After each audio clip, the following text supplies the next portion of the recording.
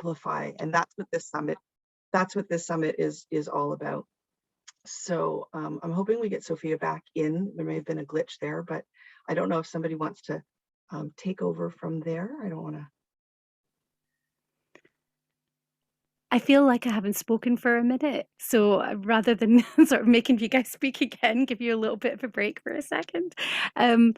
Yes, Sophia and I have been doing a little bit of work on intersectionality recently, and I think one of the things that we kind of really discovered was just how many different layers of intersectionality that there can be with some of the people that we've been working with, and as somebody who has physical disabilities as well as invisible disabilities, I still have a tremendous amount of privilege, and it's really a shame whenever you're seeing people who are so fragile about this, and you think, what on earth is going on with your ego that you're not able to notice that you have any of these privileges going on in the first place.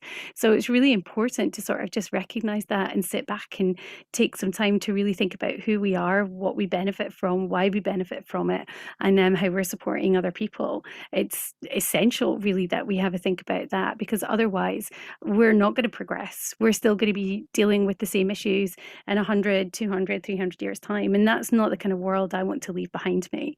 And I do very, very much like the idea that we are borrowing the earth from our children rather than inheriting it from our ancestors. And that being the case, I want to make sure that we leave it to them better off than it was whenever we first came into it. And I don't feel confident at this point in my life that I'm leaving the earth in a better place than whenever I came into it at all. So that's why it's really important that we still keep on having these conversations and thinking about this stuff all the time. And it looks like we might have Sofia just about back. Hopefully. Did I mention as well, just before she comes in, today is 4 years since I got my autism diagnosis. So this is a birthday for me as well, a second birthday. So it's another reason to be thrilled to be talking about all of this today, isn't it?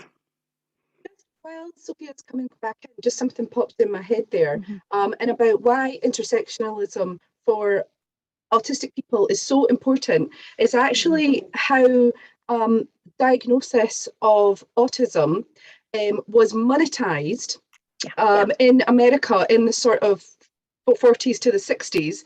How, you know, putting forward a very distinct and specific picture of what autism actually is was actually a way to make huge amounts of money, because then, right, we go for the easy wins, we go for the easy folk to diagnose, and then immediately we start selling them cures, you know, and treatments and things like that. So it was a massive money maker. And because of that, it meant that so many people were excluded from an autism diagnosis because they don't fit that picture of what an autistic person looks like. So for example, myself, I didn't think I could be autistic until I was about 34 years old, because at first I didn't really recognize my own experience in that, you know, sort of very stereotypical picture of what autism is. And so that's why it's really important to be able to think, right, where, even in the diagnosis, when we're talking about social skills, what standpoint are we starting from when we're looking at it as very westernized ideas of social skills or hyperactivity? Like, really, what does that actually mean? You know, if we're trying to sort of take an intersectional approach, what is that being based on? What's the starting point for that? And does that look the same way in other countries or other cultures? So yeah, that's just another reason for it as well. Yeah, I mean, I remember the first time I started learning about autism was back in 2004 when I was doing my primary teacher training, and I had this 2-hour lecture about autism. And I remember that lecture being really, really fascinating and thinking two things whenever I left. The first thing was, that was really interesting. I absolutely want to learn everything that there is to know about autism. And the other thing that I left thinking was, but don't those autistic people sound difficult to live with? You know, and there I am, one of those difficult to live with autistic people, but I don't think I am. I mean, some people might disagree, but I hadn't actually twigged in any way, shape, or form that they could be talking about me up on that stage. And it took another 12 years, 13 years before I started thinking that maybe that could be the case. And that's far too long. That's a long time that I could have been realizing that I was autistic, providing support for myself, advocating for reasonable adjustments. There's a lot of things that I potentially missed out on whenever I could have been in that lecture, hearing them talking about supporting autistic children, and it should have twigged with me then. Damn, I'm autistic. Right, let's go and do something about this. Let's go and find out. Let's explore what this means to me. And that didn't happen at all. I really hope that's not the case for other people who are doing their teacher training, or if there's anybody who's watching this today who is autistic, they should be able to relate to us in some way or shape or form, even though we all have vastly different presentations of what being autistic means to us. We still have these core things in common, otherwise we would not be autistic, right? Do you know what's interesting about what you just said too that really sparked an idea in my mind, and I'm hoping I don't lose it, is when we think about who's getting diagnosed, who's not getting diagnosed, the privilege of being in an area and having the means to secure a diagnosis and then secure supports related to that, because it's a domino effect, right? We also have to think about that idea of masking and code switching, because there's these different layers. And right, and so as a woman, first of all, because I can only speak to, like, I'm a white woman visibly, right? So I know for me, I didn't know. That's okay, Sophia. You know, this is because I'm here. Every time I make some profound point, like the mic goes or what have you. So it's just, we'll just presume that it's a profound point that I'm making. But in any case, let's see if I can do this without getting distracted again. The masking that I think I did growing up, it was nobody's fault. It was just, this was how we were coping, right? We were learning that eye contact was the way to go. That is exhausting for me, exhausting. I had no idea why, no idea why. And of course, if you're in spaces where, especially if you're in your family, and that might not be weird, right? That may not feel weird because there's genetic predispositions. So if that's not an issue in your family, then it's not being necessarily pushed. But in the school system and in jobs, you know, eye contact and all of those different pieces that we respond and we mask, we change to try to fit in. That's that first layer. But when you add on the layer of what does it look like to communicate in a school setting? What does it look like to communicate in a medical setting, in an employment setting, out in society? And I think, and again, I'm a white woman, so I defer to those people of color. But if I were to add that layer to my identity, my understanding is there is then maybe a language, a way of expected behavior that is more aligned with certain environments, depending on cultural expectations, right, in every group. So we wear a hat, certainly, but when you add those layers of your identity, it's going to impact then. And so I have, sure, lots of reasons why I have felt marginalized, stigmatized, microaggressions nonstop, because it's invisible, right? A lot of the things that I carry with me. So I'm privy to things, I hear things, there's awful comments that are said, things that people don't realize are very ableist. But when you add those additional layers, they're not additional, they're fundamental to your being, I know that, but I think that's where the complexities need to be really considered. Because our little people who are getting less diagnosed, it's not because they're less kids that require those diagnoses. You know, whether we agree that diagnoses or not diagnoses is validation. It's neither here nor there. I think the point is, though, if a child is being seen in the educational system from an early age as being naughty, as being not fitting in, as being non-compliant, as being a behavior. I still, to this day, will hear educators say, oh, so-and-so is a behavior child. What exactly? Yeah, Marion, no kidding. That's where we say face palm, because it's like, there is no such thing. There is no such thing as a behavior child, right? Children behave in different ways, but as an autistic, we can't say that behavior is communication, because it's not always the communication you think it is in many cases, right? And when you add the layers of race, you know, color, visible differences, those differences are monumental. Anyway, I say I yield the mic. Thank you. I've got Farah online now on the other side down the stairs. As I said, our token MT, who is learning quite well how to speak up for autistic folks, because that's like her family's full of them. She is the one who is neurodivergent in our family. We're the neurotypicals here because she's clearly outnumbered. So we do see that very, odd one out. So if you're finished in the kitchen, or if you have a minute, just feel free to unmic and speak if you wish so.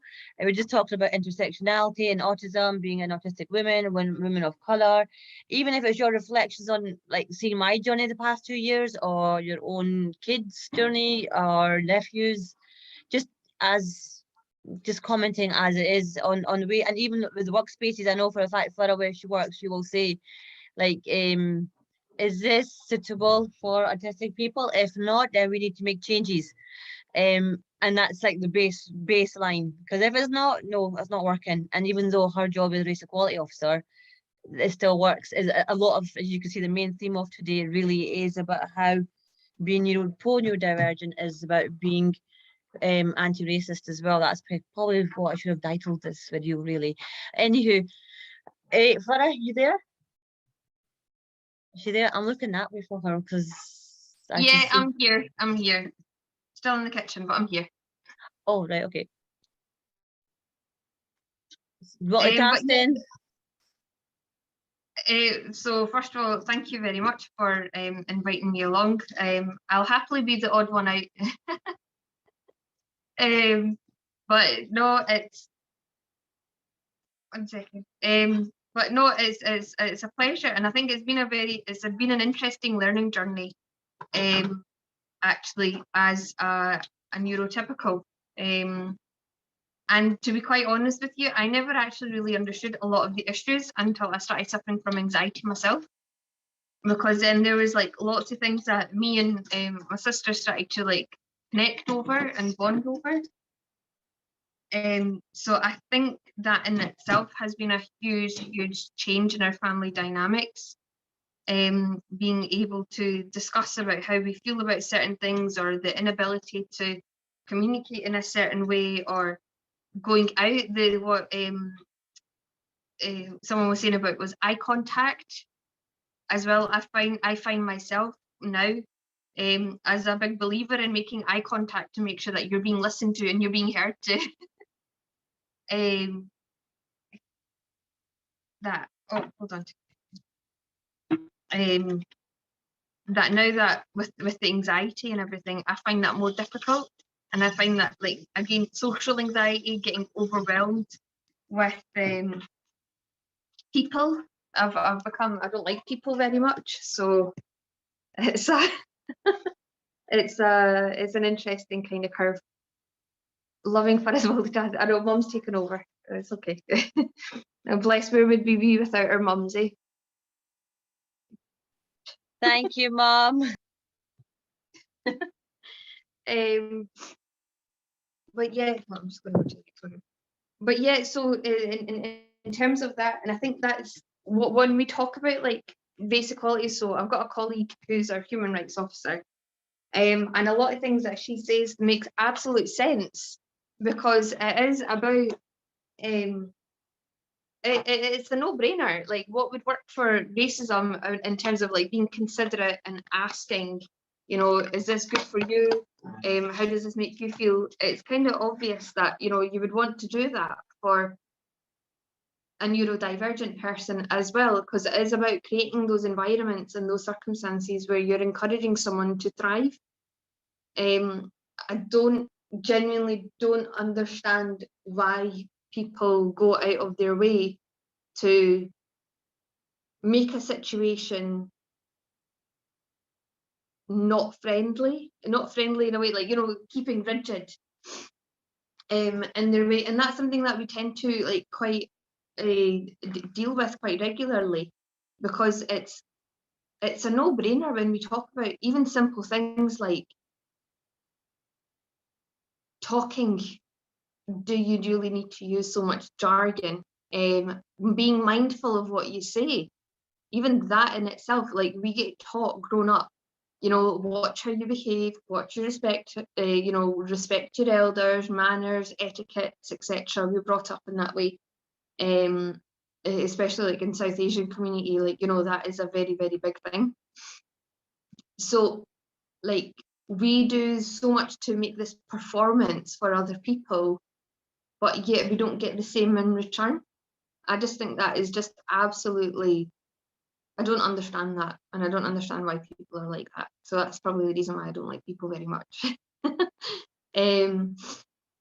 But yeah, I don't know what else you want me to talk about, apart from the fact that I'm just so proud of you, Badge, for the fact that, you know, you're talking about this, especially in our community, within the South Asian community, and talking about how life is actually like us, and what we tend to put in as like if you're being loudmouthed or too direct.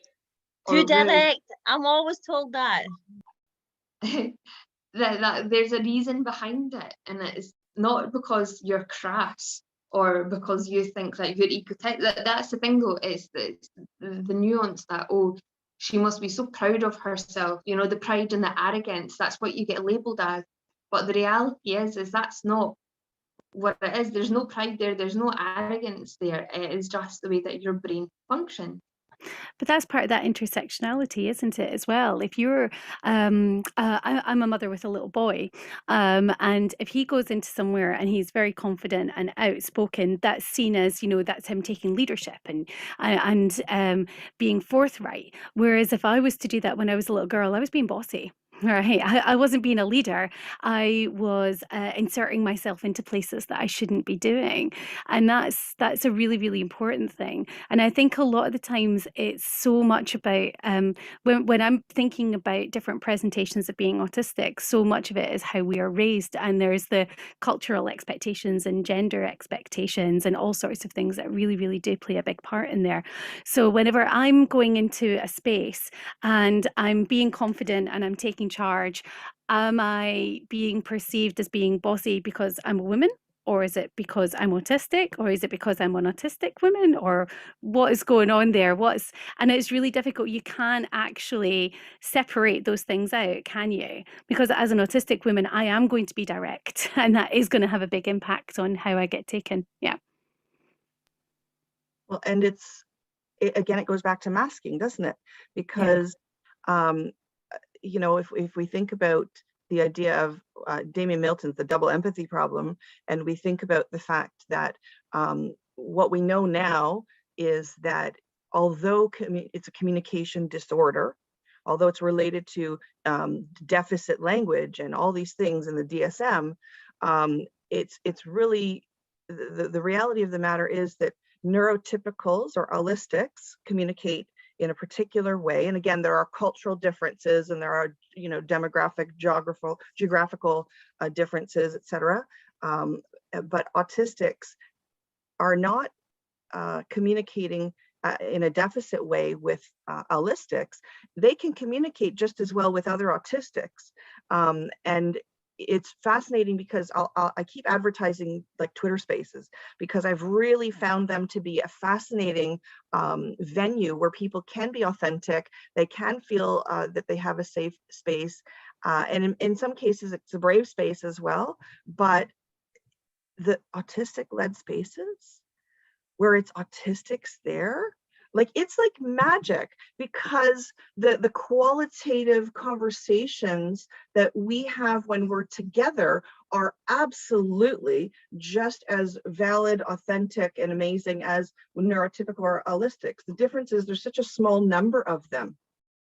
Such a small number of us in terms of autistics and otherwise neurodivergents, and so we're seen as, you know, inadequate, improper. So it's, again, it comes back to that whole notion of what's normal, what is acceptable, what's the, you know, the way to behave in a certain setting, right? Quiet hands and quiet feet. That's one of the first conversations we had as a group with the 9. And I can't remember, Sofia, if you were there at that point, but I remember that was a real pet peeve, because one of the first things we teach little people is, you know, hands and feet are still. Why? Why would we force our kids to sit on their hands and not rock or not fidget with something, right? How many grown-ups do we see where they're tapping their knee or they're doing what have you? And so all of those layers that we've masked and masked and masked, they take up such energy. With my staff or friends or whoever, I will refer to the term energy vampires. Don't even remember where I got that, but they really are energy vampires when we have to expend so much energy trying to look, sound, act like, dress like, even dressing, even hair, right?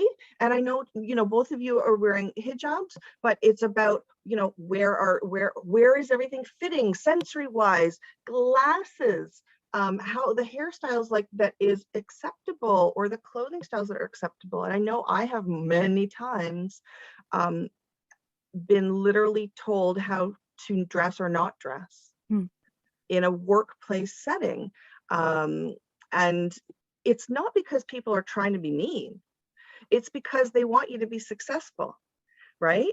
Just like our families, our grown-ups, and I say our, meaning the autistic community, and otherwise neurodivergent, grown-ups who are most afraid for their kids try to get them to change their behavior, their manifestations of their own neurology, which are natural and authentic, but they try to make them look more neurotypical because they're so afraid that our systems are not going to be able to accommodate them appropriately, accept them, and later on, I need them to get a job, I need them to do this and that. And we're not there yet. So it's like we're in this terrible situation where we want our systems to change, we want our society to change, but our families are terrified for what do we do if we try to embrace the authentic little person. And so we have to do it all at once, right? We have to be that's why it's great that we're multiply neurodivergent people figuring this out, because we're complex problem solvers.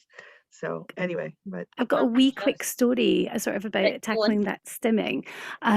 We were very, very fortunate that we got some funding that meant that we were able to give out a book called Just Right for You by Melanie Hayworth from Reframing Autism out to all the primary schools in Aberdeen, which is just a fantastic initiative. And on occasion, we'll do storytelling sessions with schools.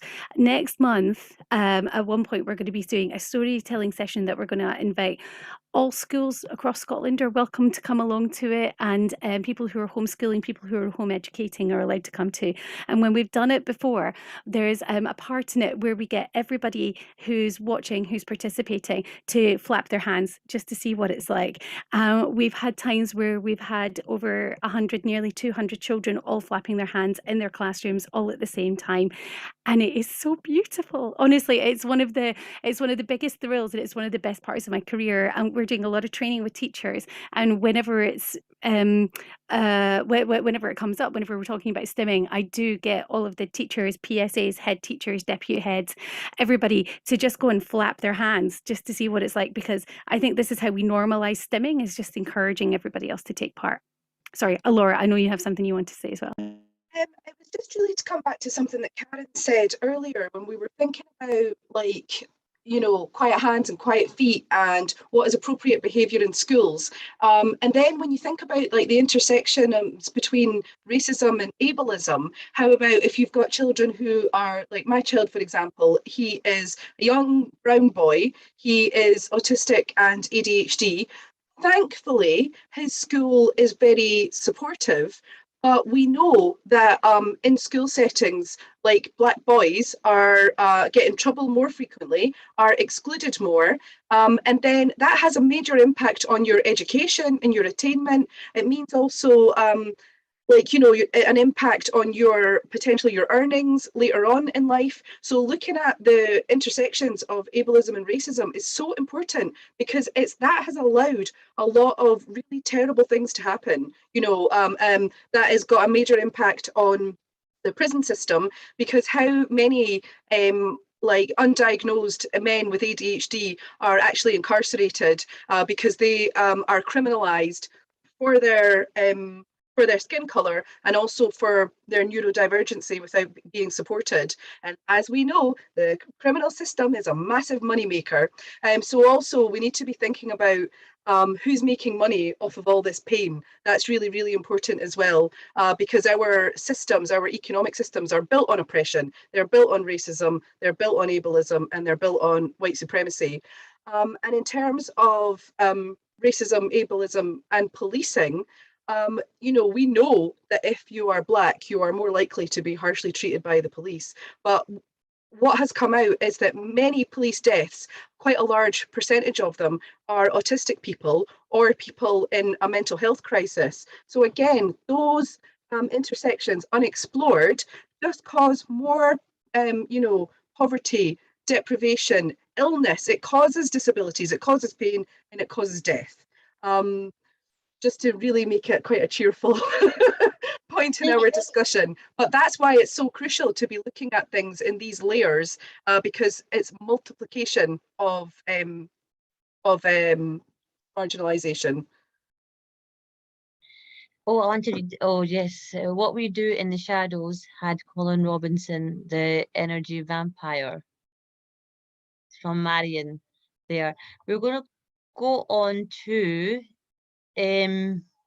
some myths. And actually this morning, I know I start my day off with all these millions of conversations about what am I going to say, what am I going to do, and it's just really me planning my day here. So in my head, I was this afternoon, actually not this morning, seeing all these autism myths in Urdu in my head, and they were sounding hilariously funny. Actually, it's like, I wanted to know what it sounds like if I say this in Urdu. And I hope Mum's watching, actually, because she'll have a good laugh as well, because she's used to me now. It's all right.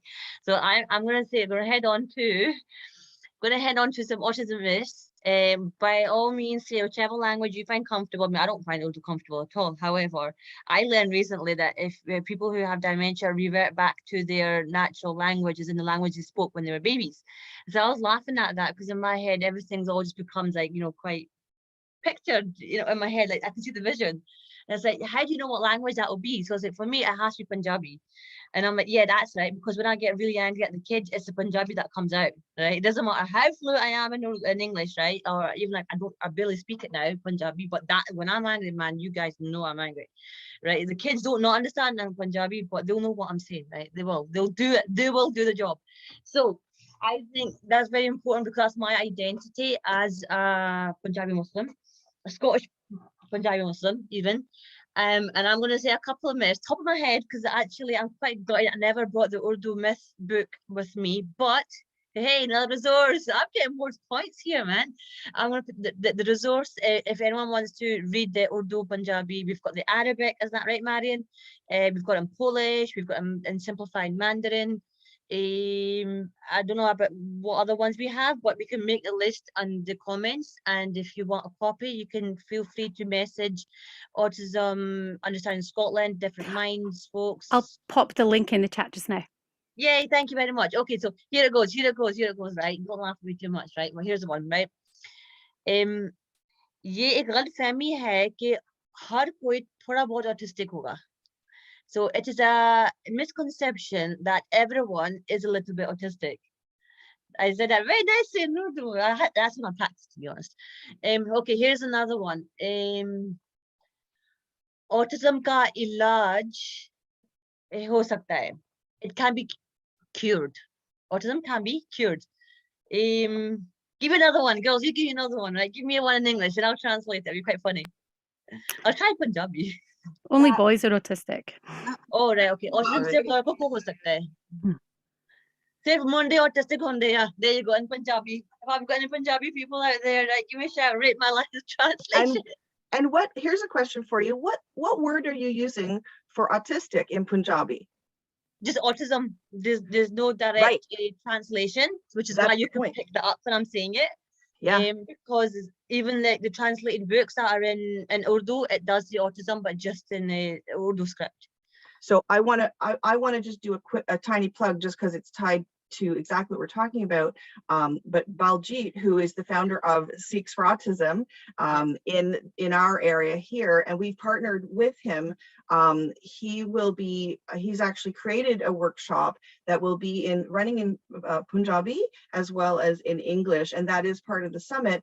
And that was part of our dialogue, that there is no word for autism in Punjabi, and he's trying to figure out what next steps would there be to reframe it so that a word could be created, or do we just leave it as it is? So there's so many interesting dialogues. What about we're autistic, so we're not empathetic, we don't show empathy, we don't have empathy? That's a good myth. See, that one there, I had my friend while I was doing my training. Hey, Farah, go ask mum what empathy means in Urdu, please, or Punjabi.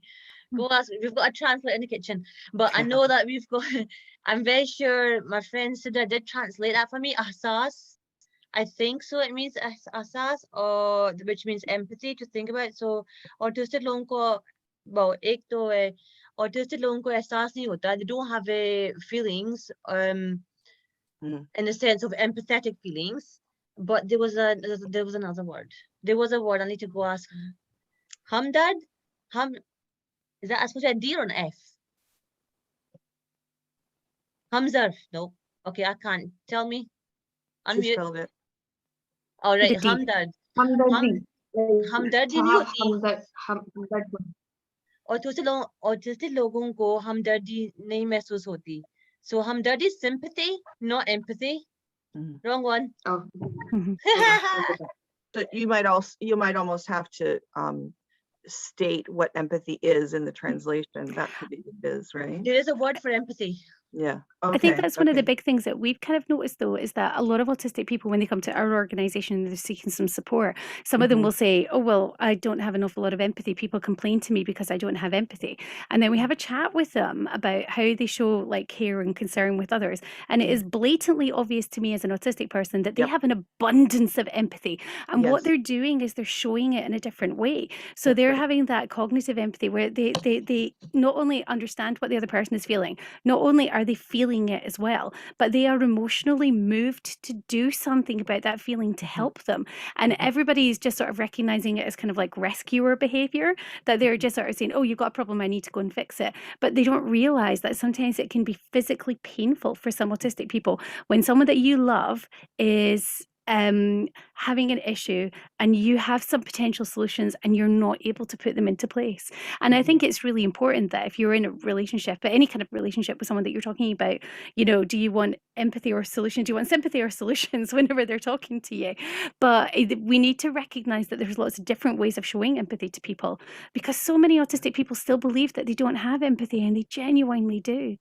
Well, that's what's interesting too, is when people are reaching out to others and recognizing themselves and understanding the layers of masking, oftentimes that empathy is also shown by the pattern seeking part of our neurology, which is, if Laura is experiencing something, I would automatically find a pattern in my wealth of experiences and what have you. It might be something from yesterday or from my childhood, but it would literally come to me, and then that would be part of the dialogue. And some people who are not autistic and don't understand that might think, why are you turning the conversation around to be about you? No, that's not what it is at all. And when we're in autistic circles, conversations, we get that, because it's very much like, oh yeah, you get what I'm talking about, because you're giving me, another tangible example and you're really feeling it. That's the time when you felt that way.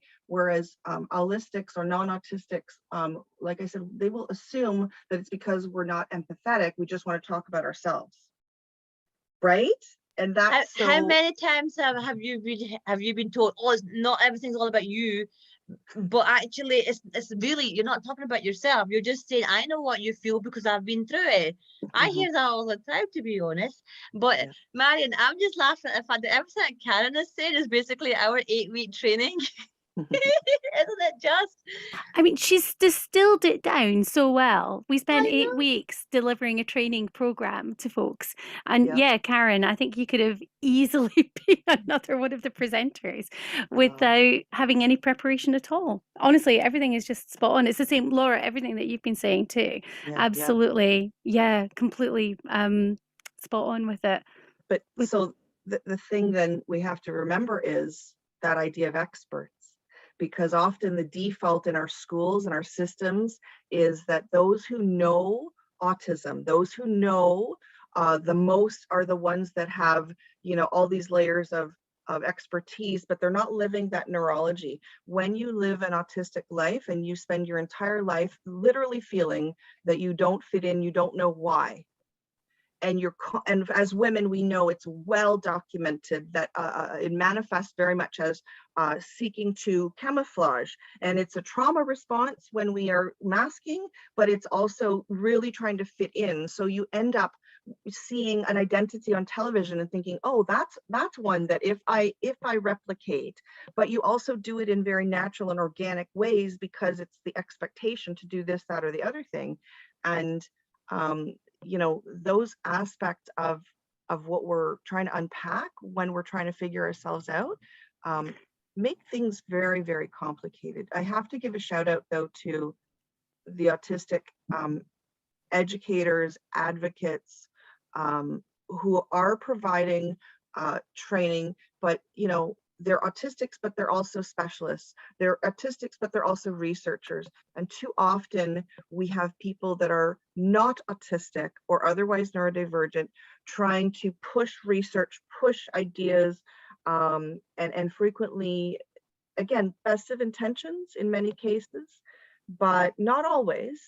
And it tends to be about the deficit-based model, right? It's defaulting to the medical model as opposed to, maybe it's not a criteria of deficits, folks, that are listed in this book that is really, frankly, you know, old and outdated and doesn't connect to us all. It's certainly not, it doesn't include us all.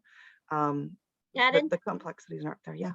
I'm going to stop you there because what you just said there, ding, ding, ding in my head, you just pressed something really there, because that actually is a perfect last sentence there about diagnosis. Diagnosis is always about a list of your deficits. And my last question that as tends to be when we're doing these, in fact, Flora, you want to take over? You want to ask last question? What do we want to see happening? Okay, I'll just said it. There you go. What do we want to see? And in fact, for you as well, this is for all of us. What do you all want to see? I'm going to start. What I want to see is for people in every forms, in every corner of the world, all shapes and sizes, colors, backgrounds, and everything, to be accepting that you know what, they could be autistic, their family member could be, and that is not a bad thing. It can't be cured. You know, reciting some verses of some sort will not get rid of it. That is not negative. It's not a problem being autistic, rather than thinking, and what I'd rather have is, rather, this is again come in my head this afternoon, the issue is not, oh my god, my son's autistic, what shall I do? The problem is, why is this person having issues? Because what we see is the meltdowns, the burnout, the depression, the anxiety, the food disorders, not going to school, not talking, doing bad academically or for jobs or marriage. You know, all these negative things are, you know, connected with autism, and maybe that's why people think, oh my god, it's a bad thing, and we want to cure it. Why don't we? That's victim blaming. Let's just say it, that is victim blaming. That's like saying to me, it's your fault because you're a Muslim or because you're brown that you face so much racism because you're too busy being brown, right? What the hell, right? That or women's probably the best one, right? No, it's your fault because it is gaslighting. 101 with women, gaslighting. And as women, I think we all too well know what the hell that is. We do get gaslit too much as women, as autistics, as people of color. Then putting it all together, that's a really great thing we had here today, but I'm going off on a tangent right now. What I would like us to see is, instead of blaming autistic for all the difficulties and negativity that is around autism, right? Yes, I am too busy being brown. I can't help it. Blame my mum. I also blame my mum for being autistic too, actually. And my dad. Anywho. Okay, it's their fault. What can I say? Right. Are we really sure that Farah's neurotypical then? She's just not, Wasn't going to say it. she's not blessed enough. You know, we needed to have some people for that variety in our family. Bless us. That's why. Come on, we need variety in I'm this the world, string don't that holds these all together, mate. we? Yes, because that's it. My daughter, isn't it? When the three of us are hitting off each other with our autistic behaviours, my darling wee daughter, she's managed 13 years of it. God give her strength. But she's actually pretty good. But that's not because of the negative parts of us. It's because we're suffering from the trauma. Our behaviours are also trauma response on how we behave, the shouting or the meltdowns or the sensitivities, anxiety, social anxiety. That is heightened because of external experiences, not because of the fact that my brain isn't the issue here. My issue is how I'm being treated because of my brain.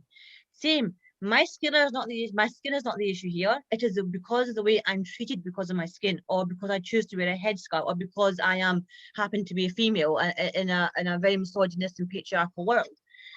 It's not my fault that, you know, everything negative is around me, because I always say I'm a magnet for Islamophobic behavior, right? What is it that I do wrong that wherever I go, I get Allah Akbar shouting at me, or you're a terrorist shouting at me?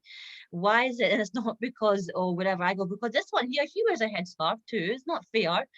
But our behaviors are different, which makes it different for us, and how we're perceived. And I'm more vulnerable because of how I kind of give, how I'm behaving basically, and therefore it's easy for me to be a good target for folks that are bullies and all. Where I think with what I'm not saying that is bad, it's good that you have, I don't know, it is good that you haven't suffered as bad as I have, but I wouldn't wish it on anybody. There is a bit of that layered bit in there as well. Anyway, point being, stop blaming autistics for all negativity. Can we shift the blame to the society and the structures that cause all these negatives, which are the impact of being autistic, of not being autistic, basically? And I'm going to shut up. I think I've just kind of like, bleh. I want to just say, I don't know, Laura, you can go next. My hope for the future very much along the lines of what you've said, and I think that no parent will ever say again when their child is diagnosed as autistic, I grieved for my child. If we can never hear that again, and it's not because of the parents, it's because no matter what their child needs, their needs are met without question, with no drama, because autism is no big deal. It's not a big deal. That's the change I would like to see for the future. Right, Karen, off you go. I'll give a minute to go. 1 minute, you know that's hard. I think absolutely acceptance. I think that we have to move from people knowing the word autism and believing the stereotypes that we see on TV. I've said before, you know, we're not all Rain Man, Dr. Sean Murphy, and, you know, whoever, right? Like all of these different stereotypes, the diversity of autistics and otherwise neurodivergent folks globally has to be recognized, because there are a lot more of us out there than we realize. And when we move to acceptance in our societies, in our families, in our communities, within our cultures and faiths, and you know, all of the different identities that we within which we have community, we are then changing for the future. Because if we just keep talking about the word acceptance and we don't do anything about it, right? That's why we have to listen to non-speakers. That's why we have to make sure that we're coming to events. And this is where I'll do the plug so we don't have to do it after. The event, the summit, the Intersectional Infinity Summit, is exactly here for this reason, because people all around the world know we're advocates, educators, leaders, people across multiple disciplines who are coming together, sharing their stories, and not just saying we're the experts and you're going to learn, but we are sharing lived experiences and co-learning with allies, people who seek to be allies, because we have to do that in the context of multiple lenses of identity. We have to do that in the context of building bridges and broadening the narrative, not just globally amongst the whole population, but within the autistic and neurodivergent community as well. So we're amplifying the voices and making things more equitable for everybody. So there's a lot of work to do, of course, but the first step, I think Karen Rose said to it, and that's partly who I credit with a lot of my knowledge. Karen Rose said, you know, we can open the door, but you've got to step in, right? And that's the thing. So by stepping in to the dialogue, people who come to the summit, my hope is that every single educator, parent, carer, guardian, partner will be changed.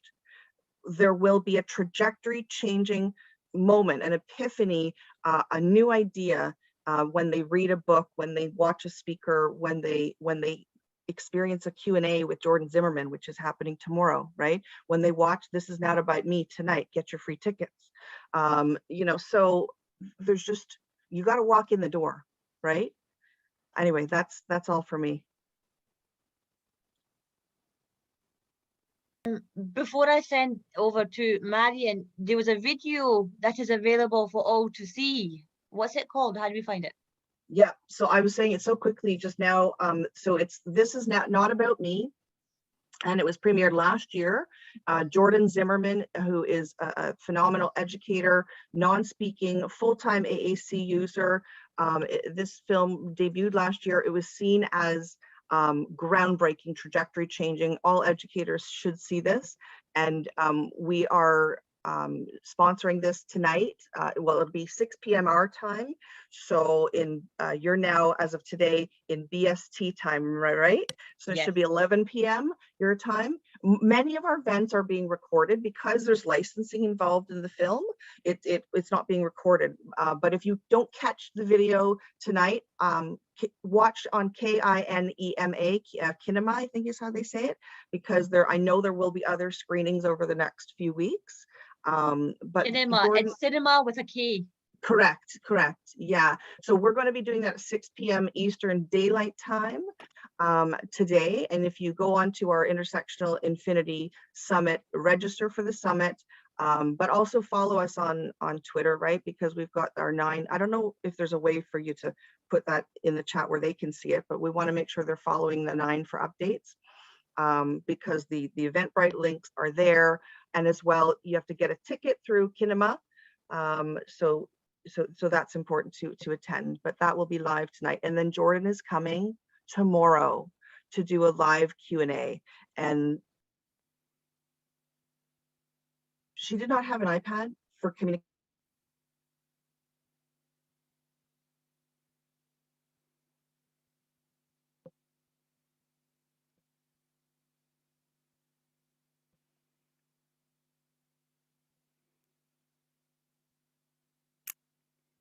Have we lost Karen?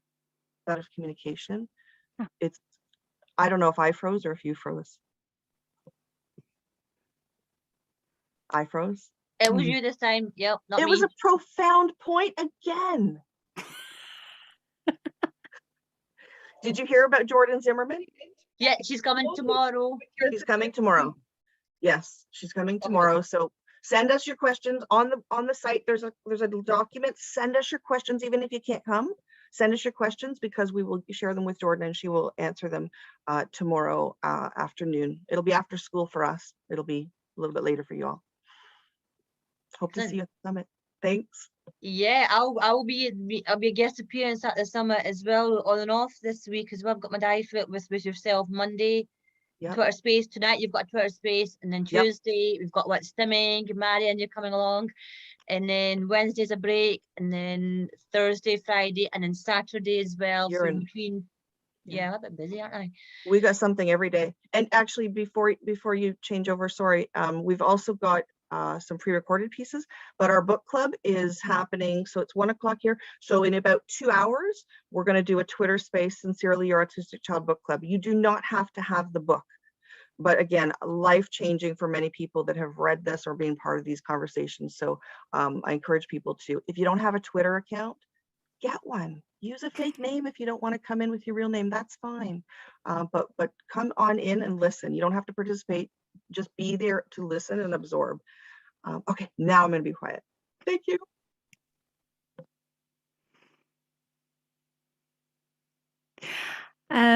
So Sophie is kind of gesturing for me to say what I would like to see for the future, I think. Yeah. I want to see raised expectations. At the moment, being an openly autistic autism professional means that a lot of people don't necessarily see me as being competent and capable the way that a lot of the non-autistic professionals are. And I still get people saying things like, meetings sometimes happen on different days. I know that it's going to be difficult for you, that sort of thing. Yeah, I know Karen is making sort of this face. Yeah, that's my lived reality as an openly autism professional. And that's really, really sad. And I think that we definitely need to move away from this idea that you have autism professionals, you have parents, and you have autistic people. I'm an autistic autism professional. I'm an autistic parent. They're not separate groups. Autistic people are everywhere. And we need to stop thinking about autistic people as being this one section of society that isn't interacting with the rest of the world. We are out there. We are working. We are in education. We are sometimes at home. We are in parks. We're in museums. We're in shops. We spend money. We save money. We need to be thinking about autistic people being across all aspects of society rather than just being this one little side part, because we need everybody taking responsibility for making sure that autistic lives are putting better. Laura is saying that we have sex and make more autistics. I absolutely agree. And this is something you and I were talking about just a couple of weeks ago, wasn't it? This is why we're doing sex education training with local educators here in Aberdeen in a few weeks' time, so that they can sort of realize that, yes, some autistic people have sex. Some autistic people love having sex. Some autistic people see sex as, sensory seeking. So, yeah, I mean, who knew disabled people like sex sometimes? Go figure. Yeah. And Fatima just walked in on that. And my mom is watching, so I am not going to even go there. Well, I think that me talking about sex is possibly a good way for us to start. But we do have a couple of other really cool things that we have coming up in Aberdeen. So next week, our local city council is going to be lighting up gold for autistic acceptance, which we are absolutely thrilled about. And we've got so many things going on at our organisation. We'll be running our annual autistic acceptance campaign. So this will be our 4th year running that one.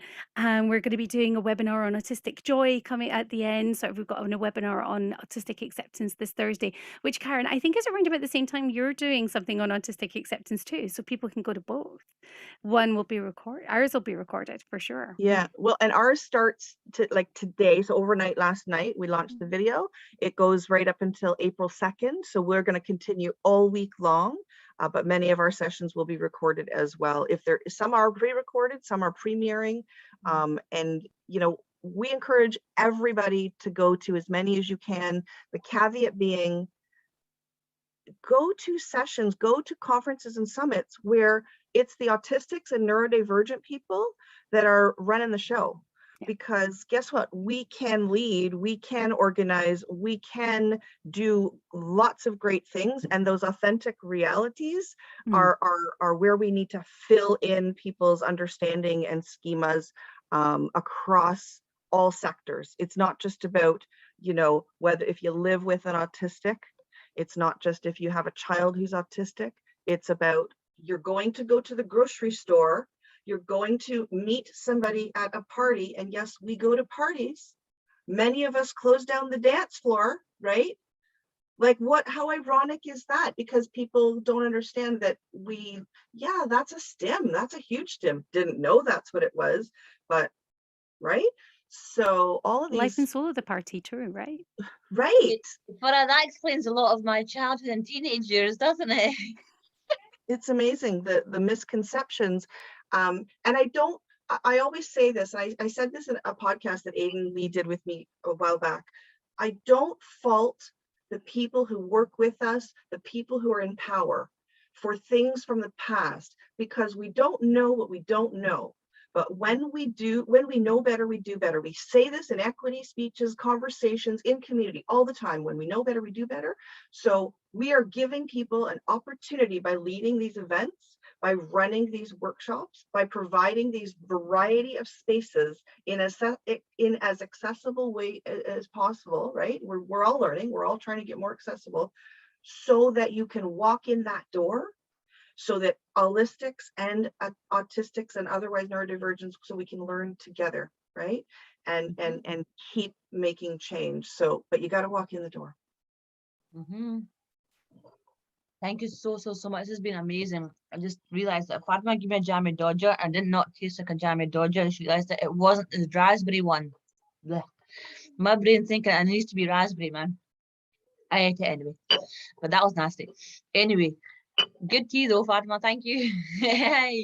So thank you so much. This has been absolutely amazing. I'm looking forward to it. Please do, lock in time for you to yourselves to just look after yourselves.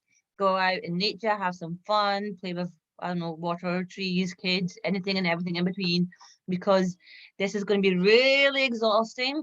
Like I said, Autism Be Aware Month. Yes, indeed. Marion, I can see that one. For us, term.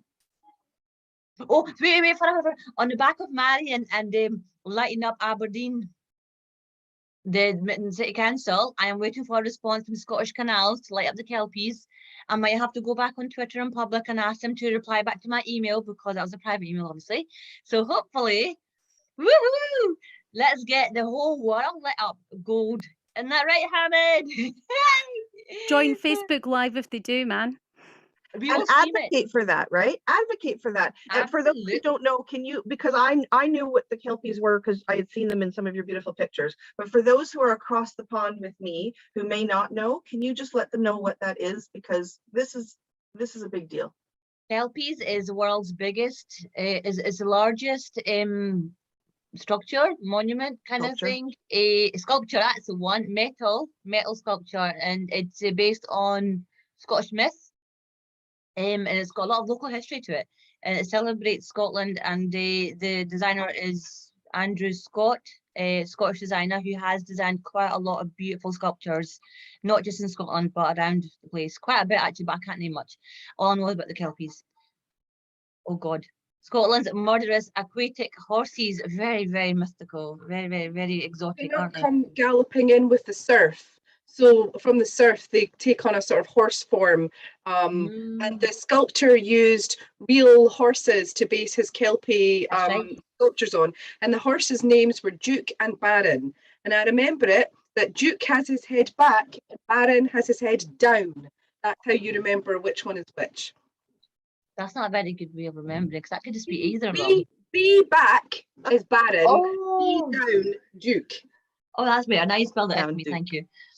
Excellent. So we will hopefully get it lit up. I will stream it. I will go down with the kids next Saturday evening to stream. Nice. Hopefully they do it. Farah, you want to go in? And I've put it on our schedule because to me, lighting it up gold is a big deal, because even recently, I know that in my school board, we've stopped supporting Light It Up Blue officially as of last year, and things like puzzle pieces, I dare not mention those pieces, we're not going to go there, but those things have been quashed, but not everybody knows that. So again, it's an intent versus impact. Sometimes people will think that, oh, I want to support autism and I want to support you because you're autistic, but I do not light it up blue. A vast majority of people in the autistic community, that's right, I do red instead, exactly. And I actually just got my shirt, so I have that. I do red instead. It is sort of a protest versus blue, and we won't get into that now. We'll have plenty of time this week. If you're not sure why, we'll get into that. And light it up gold. So for in our neck of the woods, for example, the CN Tower, or any of the, if we think in France, the Eiffel Tower, all of these world places, if you are an allistic, if you are an autistic or neurodivergent person, and you get wind that they are lighting something up blue, like, speak up in whatever way you can, because that's where we move from awareness. And again, we've got to peel back lots of layers as to why it should not be those colors. It should be gold. It should be the choice of the community. And that's, I think that's where I'll leave it for now. Thank you. Thankfully, up to you. Why are you wearing gold today? Exactly. I got that phone call this morning. It was like, what colour are you wearing? So forget about the neurotypical telling the autistic what to wear. I've got the autistic telling the neurotypical what to wear. Which is brilliant. But no, that's what sisters are. But no, in terms of like what, just on the back of what Karen was saying about, you know, what we'd like to see, a lot of the things, Karen, that you mentioned was reminded me of privilege. You know, check your privilege. Because we do a lot of that in training. When we talk about anti-racist training, you learn all about what and about it means to be anti-racist. And then the fact about being anti of it is that you need to Look, you were in that screen, now you're in that screen. about learning.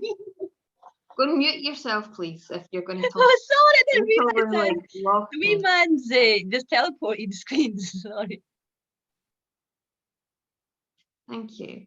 Yeah, it is about like being able to check your privilege when we're going out, and I think people need to do that more and more often, in terms of every aspect of their life, because it's not just a given. It's you know, as you're saying, you know, you can't be pigeonholed just because you're autistic. You know, you fit in this category, or because you're brown, you're in this category, or because you're an immigrant, you're in this category, or anything like that. It is about genuinely, because we live in a global world as well. You know, we talk with each other. Obviously, we've got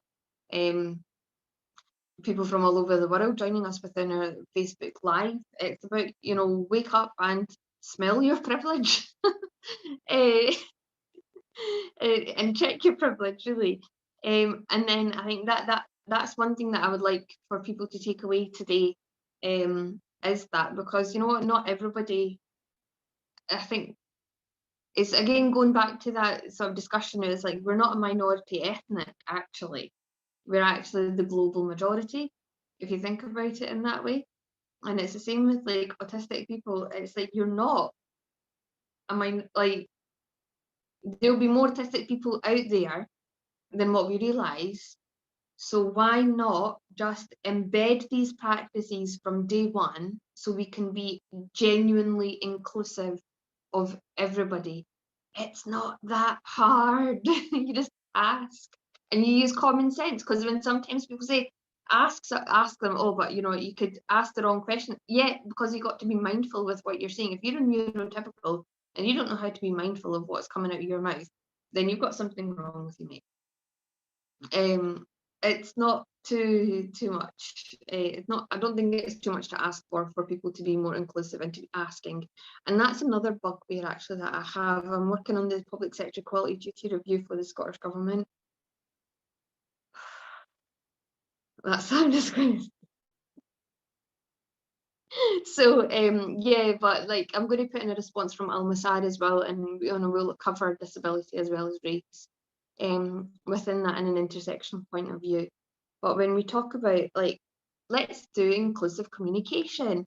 The Scottish Government's own civil servants do not know what inclusive communication looks like. And that is just like mind blowing. So yeah, just check your privilege. That's me.